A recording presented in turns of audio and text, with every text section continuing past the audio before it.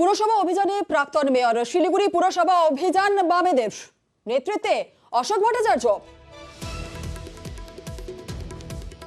পুরসভা অভিযানে প্রাক্তন মেয়র শিলিগুড়ি পুরসভা অভিযান বামেদের নেতৃত্বে অশোক ভট্টাচার্য।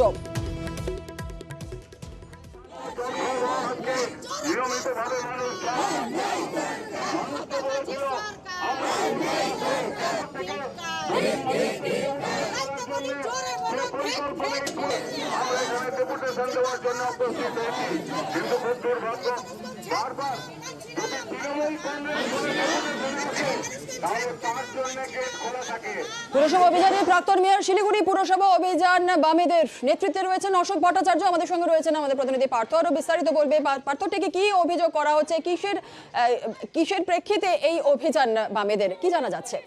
দেখো, একাধিক বিষয় রয়েছে। তার মধ্যে অন্যতম হলো বস্তিবাসীদের জমির পাট্টা দিতে হবে। দীর্ঘদিন ধরে পুরসভা থেকে বার্ধক্য ভাতা, বিধবা ভাতা মিলছে না, এমনকি পানীয় জলের সুবন্দোবস্ত নেই।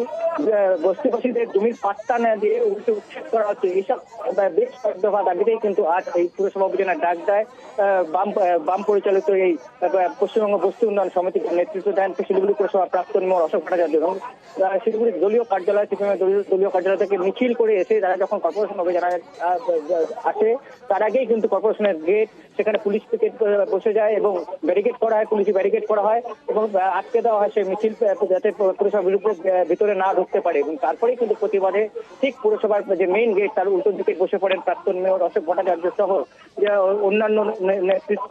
এবং তারা সেখানে এখনো তাদের অবস্থান বিক্ষোভ চলছে।